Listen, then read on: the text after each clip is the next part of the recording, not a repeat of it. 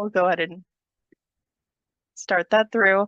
So today is activity and environmental adaptations, and the goal for today's session is that we're going to work on being able to identify 3 environmental adaptations and 3 activity task adaptations for children with CBI, and just adding a little bit more structure to how we have discussed some of these things in previous sessions. And we'll start off with going over environmental adaptations. And so when we think about considerations for when we're looking to adapt the environment of a child's workplace or therapy or living environment, considerations we want to think about is our light, complexity, movement, and positioning.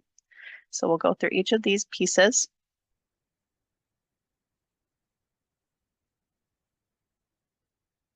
When we think about the influence of light with CVI, we know that light can be a motivator, and it can promote looking at items that are shown to a child, whether they're new or familiar. It can be something that's a little bit visually charged to increase that visual attention, that visual engagement. But we also know that light can be a distractor, and it can take away attention from the intended item to look at. One visual behavior that we look for in kids with CBI is light-seeking behavior. So they may look up at ceiling lights as a way to get an escape from the visual scene shown to them. So if we're showing them a toy, but it's too much to visually process or understand that object or item, we may see a kid look upwards as a little visual break because it's nice and motivating to look at the bright light on the ceiling. So we know it could be a motivator or a distractor when it comes to light. So those distractors can be the ceiling lights, windows, computer screens can be those extra sources of light in the room. And what we want to do is with adaptations, we will often address both of these areas of light and how they influence attention. So we want to consider, are there distractors that we want to consider making less distracting, while also using light as a motivator if that's something the child needs. So common light environmental adaptations. First, we can think about the windows in the room. So if there are big windows in the room where light is coming through, we may want to have the child having their back face towards the windows so we're not able to directly look at it, or even using blackout curtains to decrease the light coming in, again, if that is a distracting light source for the child. When we're thinking about the room lighting that's available, we may want to consider using dimmable lights if that is something that's available within the house or the clinic setting. We may want to turn the lights off and just use light up toys. So then there is not the potential to get distracted by the overhead lights while you're trying to work on a task or play or an activity.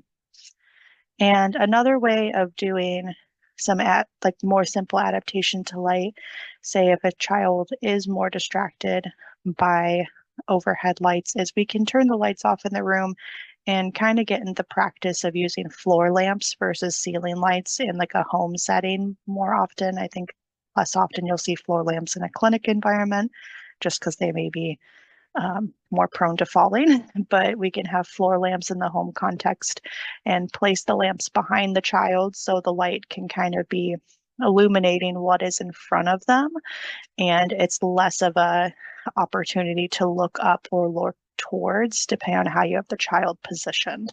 But especially if you have those kind of placed behind the child, it can provide a little bit of light onto the area that you guys are working.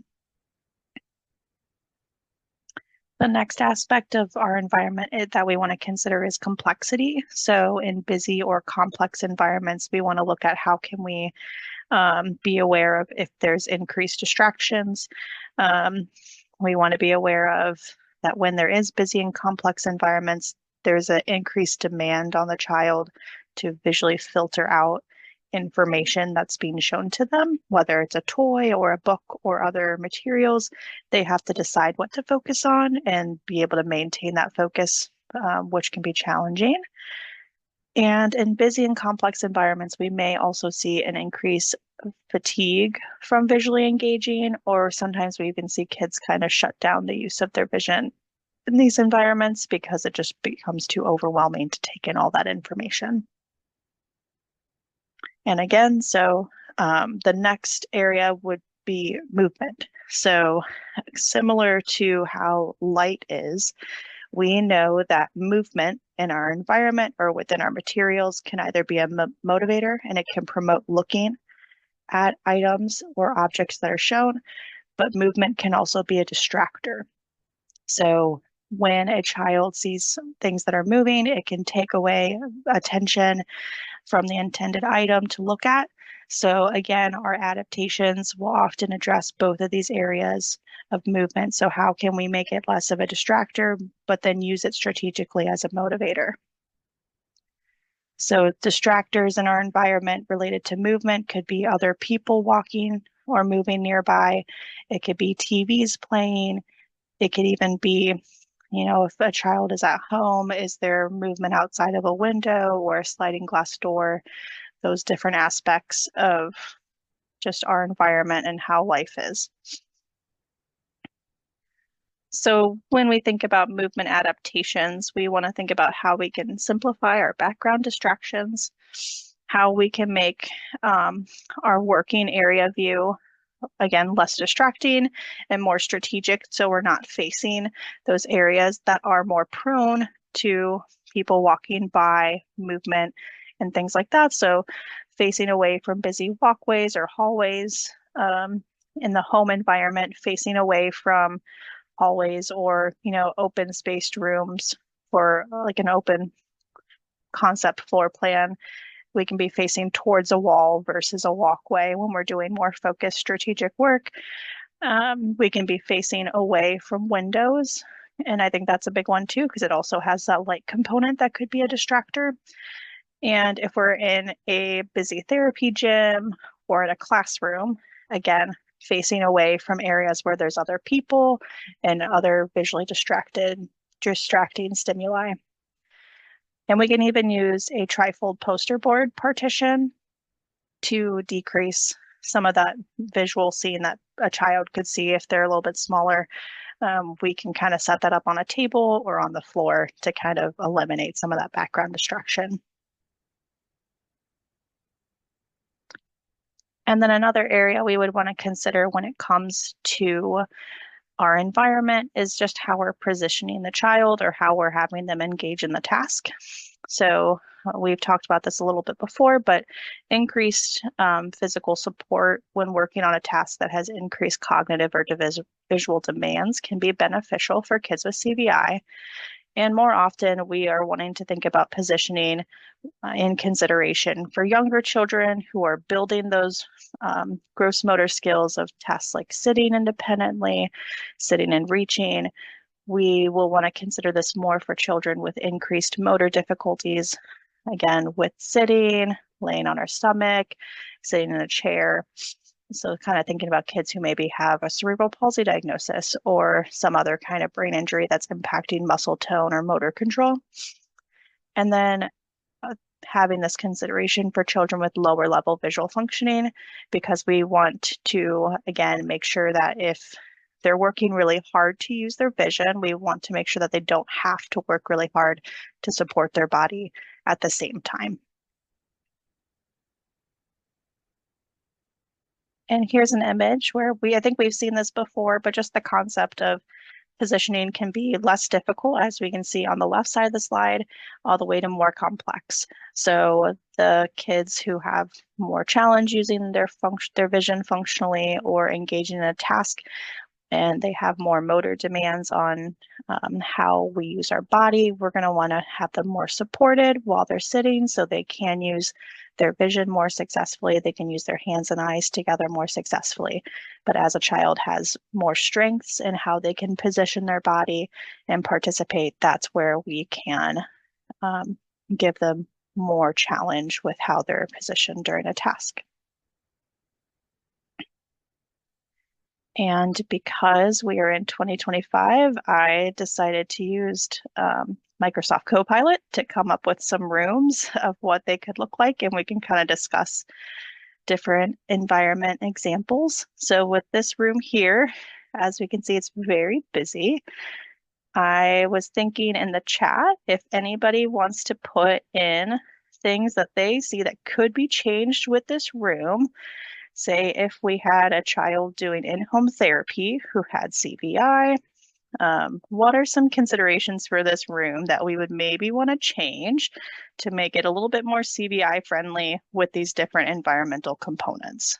So if you want to put stuff in the chat, I see Katie said light filtering or blackout curtains, less striped or pattern items or objects. I think that's a great idea too.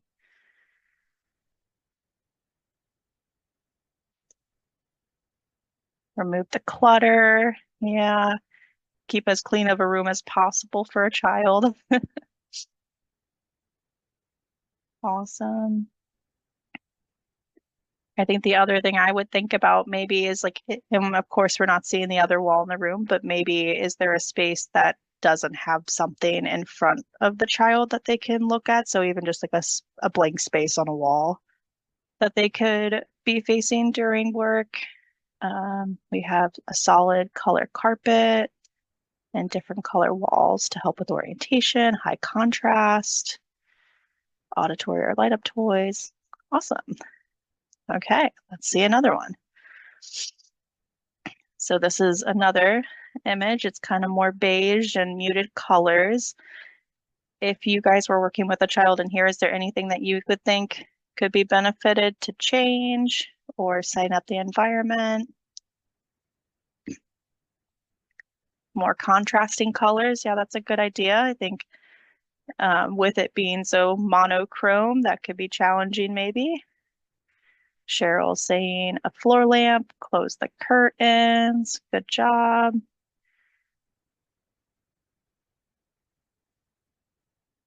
But I think this is a step in the right direction. Okay, and here's another room that was. Chelsea, can I say one thing? Yeah, go for it, Kelly. I just was going to say, you were mentioning earlier the overhead lights, and I don't know if you mentioned the little. I'm sorry, I had my video up because I was eating lunch. The light filters. Yeah, the like Yeah. magnet filters. Did you talk about those? No, I Okay. forgot about that. If you want to So say yeah, something. yeah. So there's these filters you can get them on Amazon, and they're like cloth, but they're translucent but not transparent. So they let light through. A lot of times they have different like ocean scenes or clouds or whatever. But they're made specifically for fluorescent lights. So they're the same size as the big, fluorescent lights that you see in classrooms. They just help to filter the light so they don't dim it as much, but they just help it not be such a distraction, as she was talking about. And then same thing for windows. There's like window clings. And so they're not necessarily going to cut the fact that you want the room to still be lit. Whereas like, if you do blackout curtains and stuff, then you do need another light source. But you can get window clings that, again, depending on what you want, you can get it where it just filters out some of the brightness. So it's not as much of a pull or a distraction for them. So those are just also some options. It's not always just closing the curtains or blackout curtains. There might be another option so you can keep some of that light coming in, but not so that it's not such a bright, beacon over there. But yeah, so we suggest that kind of stuff a lot to kids and families in schools and at home, to just try to mitigate that issue. Yeah, Sorry. thanks for speaking up and sharing that. That's perfect. And then the last of our little AI generated rooms, anything in this room you guys feel like could be changed or could be adapted to make it a little bit more friendly potentially? I do like that it's a darker room. We got some lights.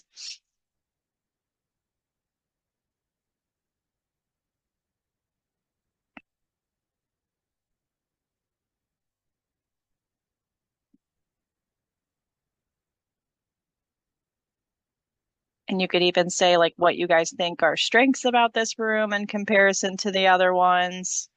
Um, let me know your thoughts. Okay, Anita said maybe having a blank wall that we can have facing during our work. I think that's a good idea. Diane was saying this is a good room that we could use those bright or light up toys. I 100% agree. I think this one's a little bit less cluttered, so I think that's a good setup to be having. So I think while you guys are working with your patients and your families, especially like EI, you guys have a great opportunity to be in the um, home setting with families, but even outpatient therapists, you can kind of get at like what does a room look like, and maybe we want to adapt how things are set up.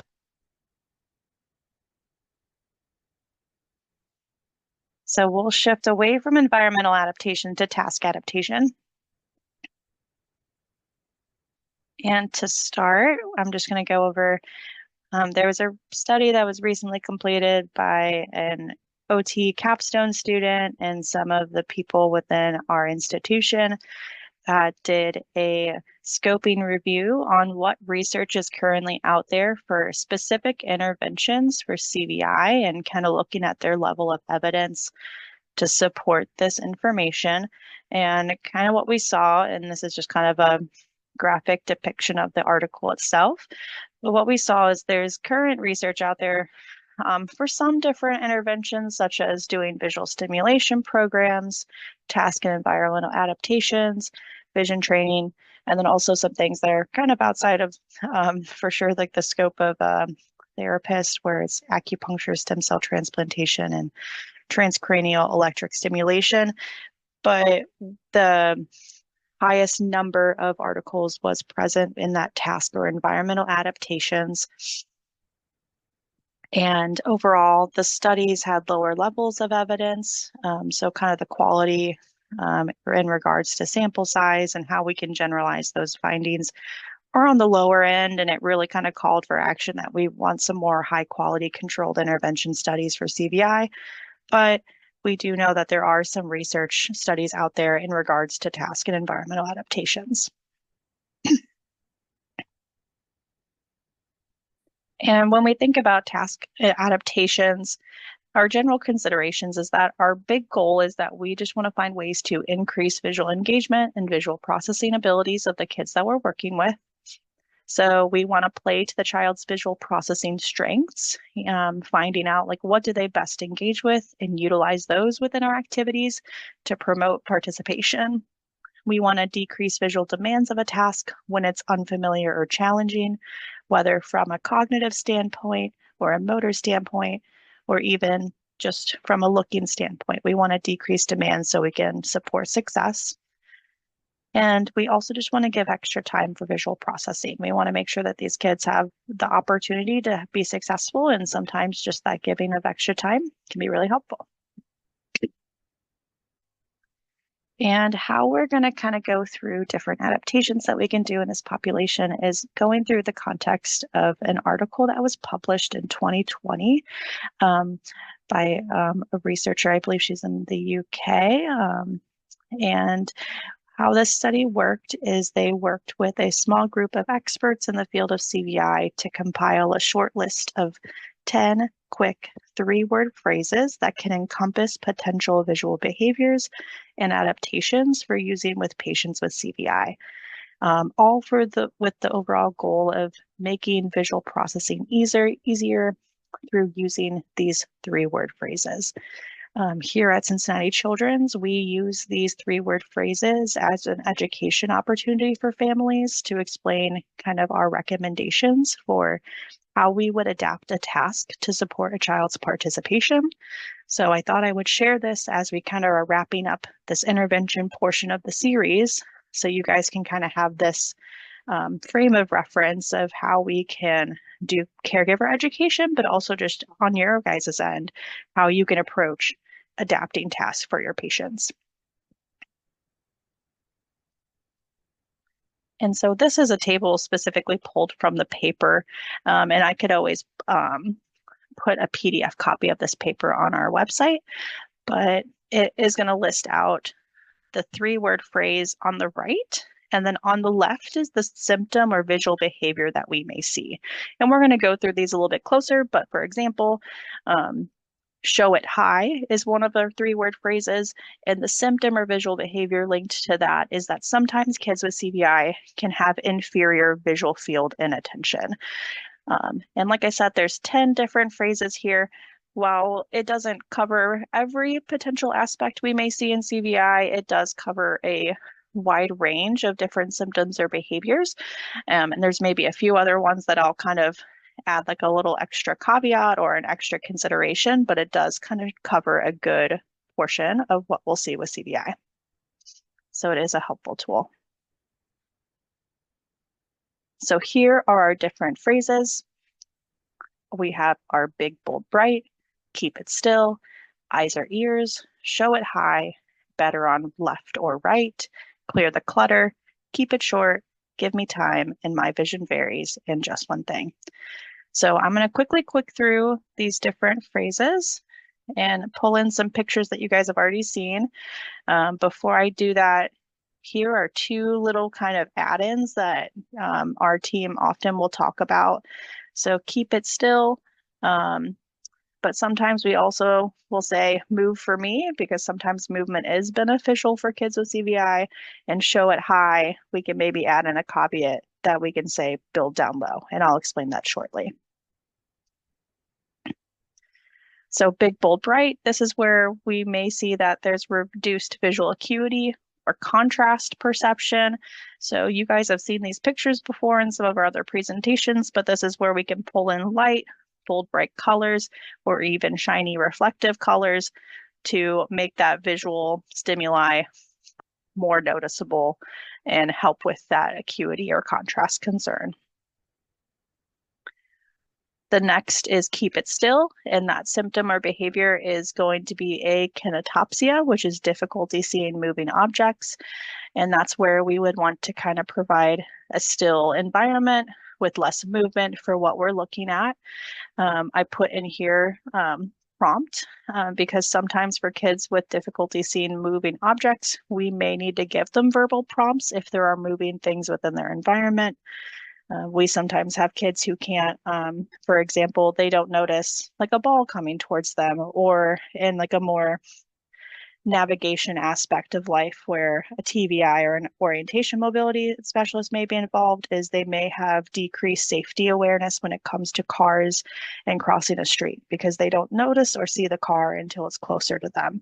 So sometimes those verbal prompts are helpful. On the other hand, while some kids don't notice things moving in CVI, we also see that movement can be helpful. So sometimes we may shake or move an object slightly to see if that can capture a child's attention, or even using shiny reflective surfaces where once light hits those surfaces, it is kind of looks like it has a movement quality to it. So we can kind of see both sides of that, where movement can sometimes be helpful, but sometimes it could be a challenge for kids with CVI. The next phrase is eyes or ears, and this is where we may see sensory integration difficulties. So a hard time using eyes and ears at the same time, or using multiple senses at once, where we may want to kind of simplify our environment to where kids can solely focus on seeing versus needing to see and look. Show it high is where there's inferior visual inattention, and this is where we would maybe want to have different things in our environment to where we can set items up right and be more at eye level and show it more on that vertical surface versus down flat. So we see the use of different book stands or having objects on the wall.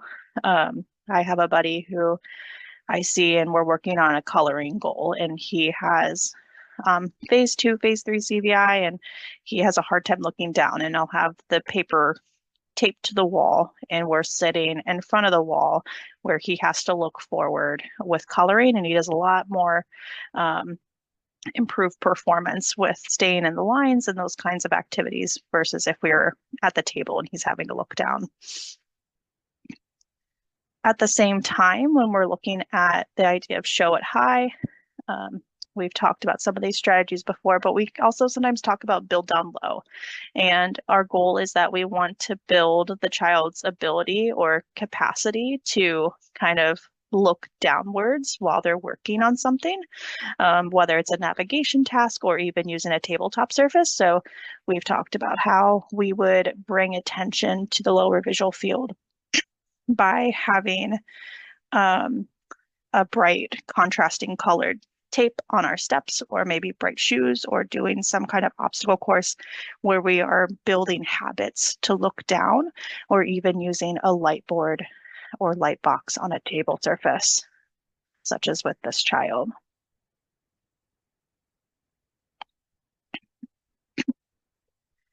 When we think about better on right or left, we sometimes see kids who have a hemi field and attention. So based off their medical history, they may look at things better on right or left visual field. So big considerations is that we want to place materials in their better seeing field, and items shown in their more challenging field may have more of those big, bold, bright qualities to try to build attention to those sides, but we may just want to consider that at midline or towards their stronger side is maybe their more successful area, especially for challenging or new tasks. And we can practice tracking from their stronger side into their poorer side. The next is clear the clutter. So this is where we have difficulty with busy visual scenes. And we've talked about this in a lot of different aspects in life, but we can think about it in the environment, such as with the bookshelf or in the bathroom with how can we find something on a busy, cluttered countertop, or completing a worksheet or coloring, how simple or complex can we make something? Keep it short. Sometimes we see kids will have difficulty maintaining visual attention. So this is where we want to make sure that we keep activities really motivating, and we may want to keep them short and brief, and we're working strictly on vision tasks. Keep them short and brief so a child can feel successful and keep engaged in the task.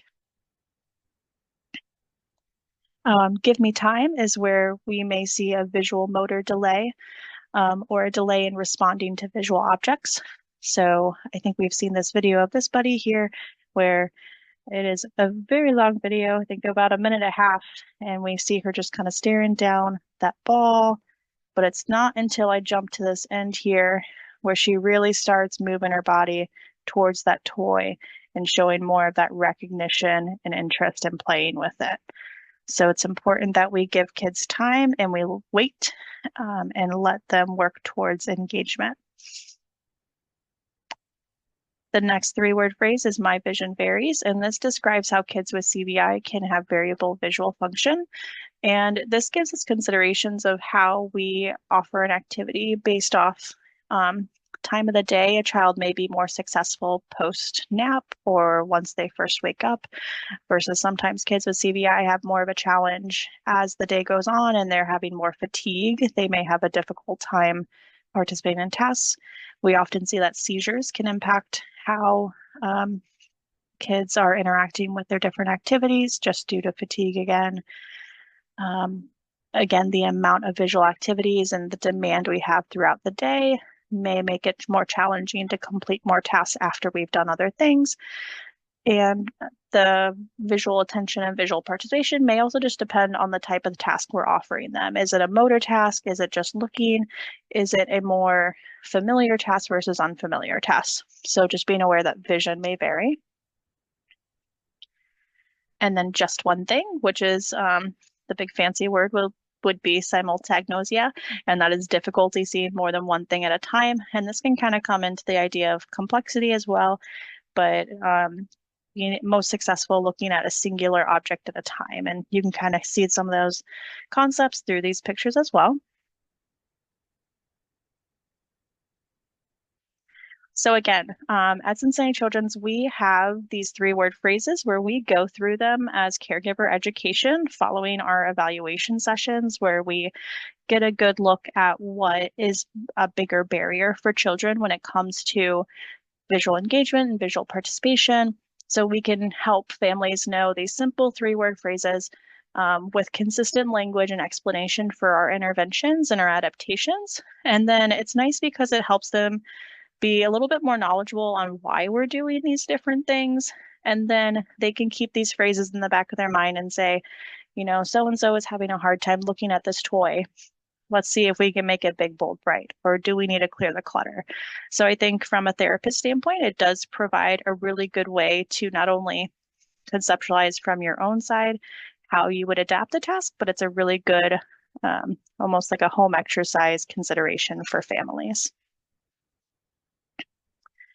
So for example, if I see a kid and I think that clear the clutter, big, bold, and bright, and show it high were strategies that were most supportive in them looking and using their hands and eyes together, I may say, go home this weekend and make sure you play with these specific toys and look at how you're playing with toys and think about these 3 areas and how we may change how you guys play with these things at home to support participation. And when we think about how we would progress adaptation, because I think this has definitely come up in the previous sessions where we think about, we do all this adaptation, but how do we kind of move forward? And when we're thinking about implementing adaptation, we first want to identify the visual access barrier.